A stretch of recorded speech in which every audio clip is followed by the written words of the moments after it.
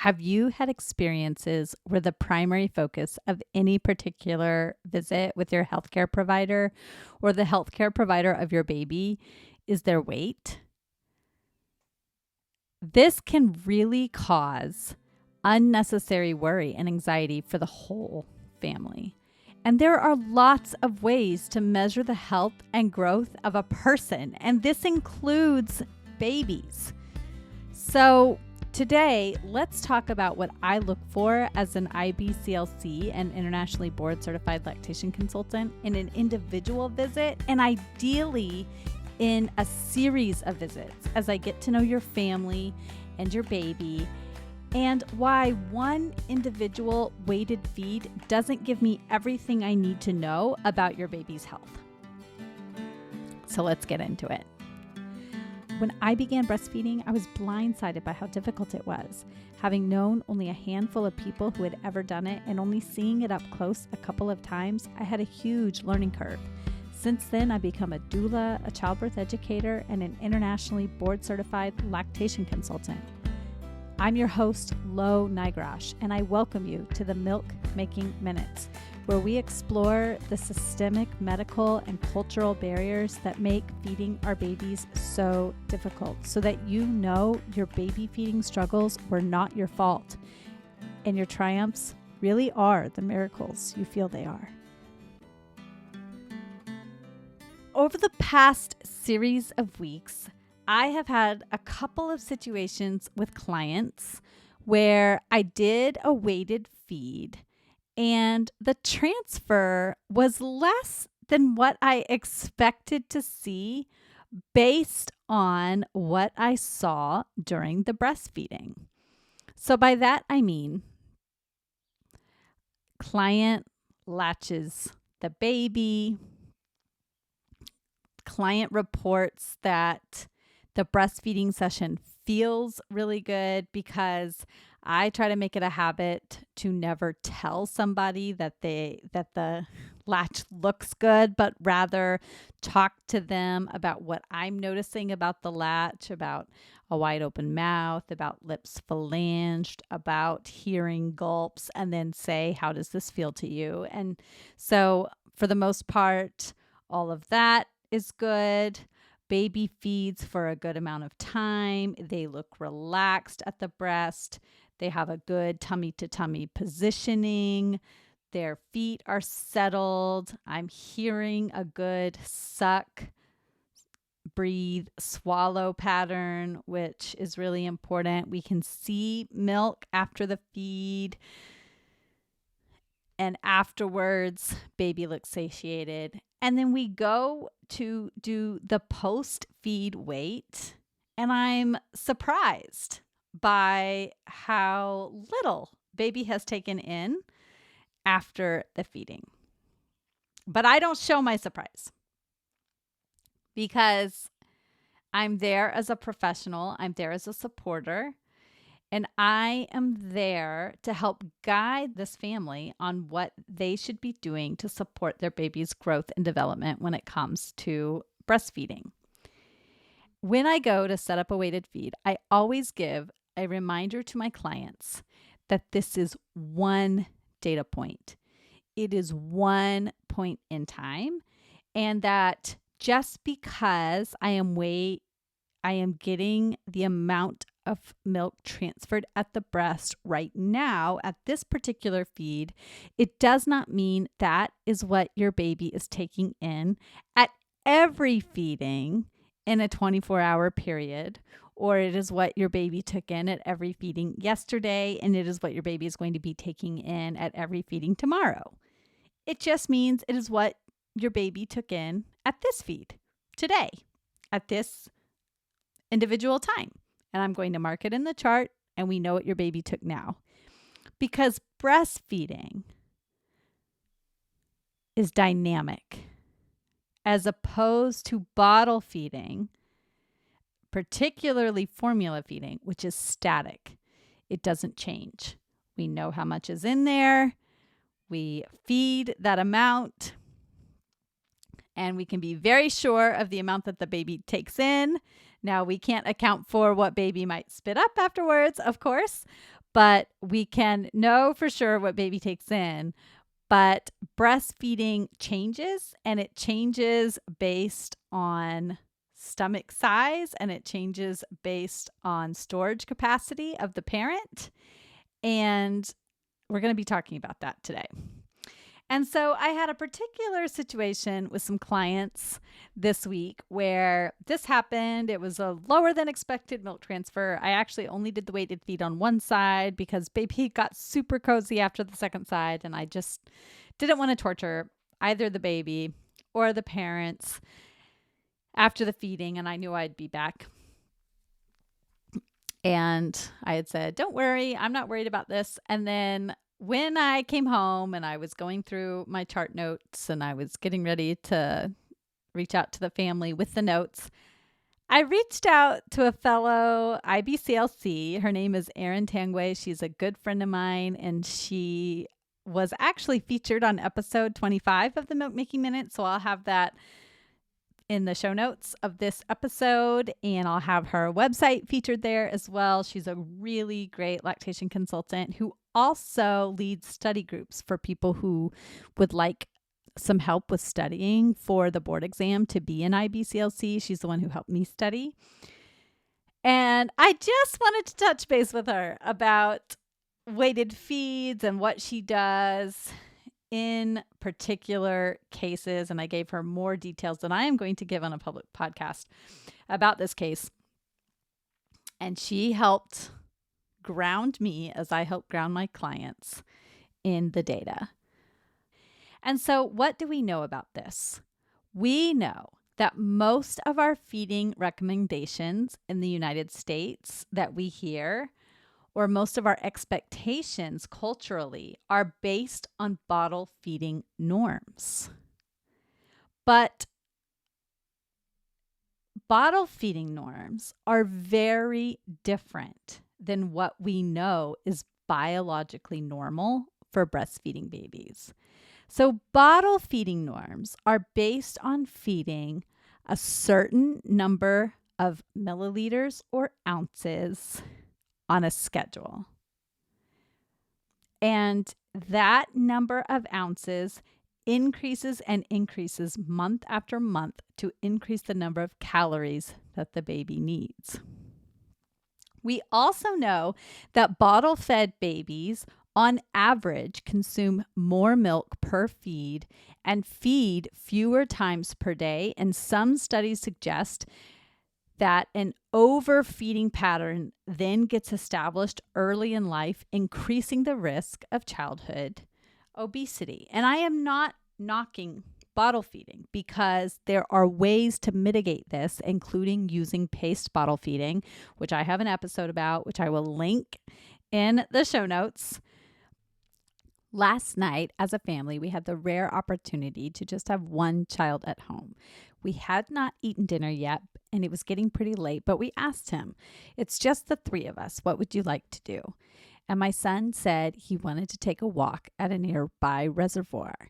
And neither my husband and I were stressed out about this because we had a refrigerator full of Feast and Fettle, which had delivered home-cooked meals right to our front door that we knew when we came home from our walk, all we would have to do was just heat and serve it. So off we went on our walk right around sunset, around the reservoir. It was beautiful, just the three of us and our dog. And then we came home, and within 15 minutes, we had the most delicious coconut crusted cod and roasted cauliflower, and we ate it while we played Uno together, and the cleanup was so easy, and it made our evening so amazing after a full day of work and allowed us to connect with our child. And this is why I am so happy that Feast and Fettle is a partner of the podcast, because I truly believe that anything that allows families to spend more time together and less time worrying about all the things they need to do, like getting dinner on the table, is something I can get behind. So if you would like to see what Feast and Fettle can do for your family, go to feastandfettle.com and use my code MILK to get $30 off your first week's order. and let somebody else do the cooking for you and just go take that walk. But we know that on average, formula-fed babies consume much more milk per feed and per day compared with nursing babies. 15% more milk at 3 months, 23% more at 6 months, and 20% more at 9 months, and 18% more at 12 months. And this is from a study by Heinig, Nomsen, Pearson, Lonergan, and Dewey. Part of this is because the mechanism of creating milk in the mammary glands and then transferring milk is quite different than that of mixing up milk in a bottle and feeding it. And babies are controlling the intake at the breast when we have breastfeeding rhythms instead of breastfeeding schedules. So here are some basic reminders about milk production and baby stomach size. The body knows to make colostrum when the placenta is delivered. That's when that hormonal signaling occurs to begin releasing. The colostrum has already been created, and that's the body's signal to begin releasing that colostrum for the baby. The volume on the first day, total volume, is 1 ounce because the baby's stomach is tiny. And researchers tried to see if they could stretch babies' stomachs on that first day using a sort of balloon mechanism, and they were unable to. Baby stomachs could not stretch. So if babies get overfed on that first day, it just comes out in the form of spit up. So 1 ounce total. That's why we're feeding tiny volumes. And that's why getting just little drops on day 1, day 2 is plenty for that baby.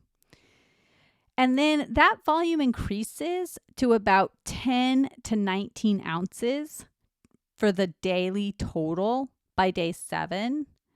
And by this time, the baby's stomach is expanding and can comfortably hold about 1 to 2 ounces. By the 2nd to 3rd week, milk production builds as long as there is continued and frequent feeding. So if there is not continued and frequent milk removal, then this might not occur and we will see a downregulation in milk supply. And by about the 2nd to 3rd week, it is possible to see that babies can consume about 2 to 3 ounces per feeding, and they're taking totals of about 20 to 25 ounces in a day. And then by about the 4th to 5th week, babies take about 3 to 4 ounces in a feeding, which is a total of 25 to 35 ounces. And this is about as much breast milk as a nursing baby will ever need. It never gets more than that. Now, these are based on averages. And as I am constantly saying on this podcast, and as I am constantly reminding my clients, your baby and the babies of your clients, if you are a practitioner, your baby is not an average. Because this is based on the size of your baby's stomach and their particular appetite. So some babies who are teeny tiny might take lower volumes than this. And some babies who have larger stomachs might take larger volumes than this. It's also the amount that a baby might take in any particular feeding is based on their stomach size, their ability to transfer milk, but it's also based on the storage capacity of the mammary gland of the feeding parent. Storage capacity refers to the maximum volume of milk available to the baby when the mammary gland is at its fullest time of the day. And it's actually not related to the size of the breast. Some people have large breasts, but they have a smaller storage capacity. And some people have small breasts, but they have a larger storage capacity, because breast size is really related to how much fatty tissue is in the breast, whereas storage capacity is related to the number and size of the milk ducts that are in the mammary tissue. And so these are two totally different concepts. And so you cannot look at your breast size and determine how much your storage capacity will be. But what you can do is follow your baby's hunger signals. Because if your baby is wanting to feed very frequently, it might be that your storage capacity is a little bit smaller. And so they are only able to take in a couple of ounces at a time, because that's what your breasts are offering. If your baby tends to space out their feedings by the time they're 5-6 weeks old, it might be that you have a larger storage capacity and your baby has a bigger stomach and is able to handle that much milk. And so then they are able to take in larger quantities of milk. Now, we also know that milk transfer can vary throughout a day. Within one day and from one feed to another feed, milk transfer can vary dramatically. So we know that morning milk is more abundant, and we know that evening milk is less abundant, which is why babies tend to want to nurse more frequently. Prolactin is more readily available in the late night, so that by the time the parent wakes up, their milk is more abundant in the morning, which means that by the evening there are lower prolactin levels, which means there is less milk, and the baby often wants to nurse more frequently because they're getting smaller quantities of milk at each feeding. We also know that milk fat content is usually higher in the evening, which is supposed to help satiate the baby for longer periods of time, but it doesn't always seem to work out that way. So the other thing to remember about storage capacity, and I have a whole episode explaining this, it's my sleep episode, and I will link it, is that humans are carry mammals. And our mammary glands are not designed with large storage capacities in general compared to other mammals. So mammals that leave their babies for long periods of time and go off and find food and then come back, they have much larger storage capacities, and their babies take in larger quantities of milk. But because we have lower storage capacities in general, frequent feeds are expected. And so if we don't deliver on those frequent feeds, then our milk supply will decrease over time. So there's a little bit about expectations and why I don't just rely on a one individual weighted feed. And instead I look at the bigger picture and I say, does baby have plenty of peas and poops? Do they look settled when they are at the breast? Can I see them suck, suck, suck, and hear them swallow? Do I see milk in the mouth when they are done nursing? And do I see milk accumulate at the nipple or under the nipple shield if they are using a nipple shield? There are all sorts of ways to know that baby is healthy and satisfied without relying solely on one individual weighted feed. If you are looking for a lactation consultant who can help ease your mind about your nursing difficulties and questions, I would love to be the person that does that for you. Reach out to me. My website is www.quabbinbirthservices.com. Let's work together to help you feel more confident in feeding your baby in whatever ways that you would like. I'm here for it. Talk to you soon. And don't forget that you can go to feastandfettle.com and use my code MILK to get $30 off your first week's order. so that you can focus on spending time with your family, enjoying these summer months, and not worry so much about what to put on the table. It's really been great for my family to have delicious food delivered right to our front door and still get to spend these long evenings together. So enjoy that service or provide it for a friend who has a baby. Bye.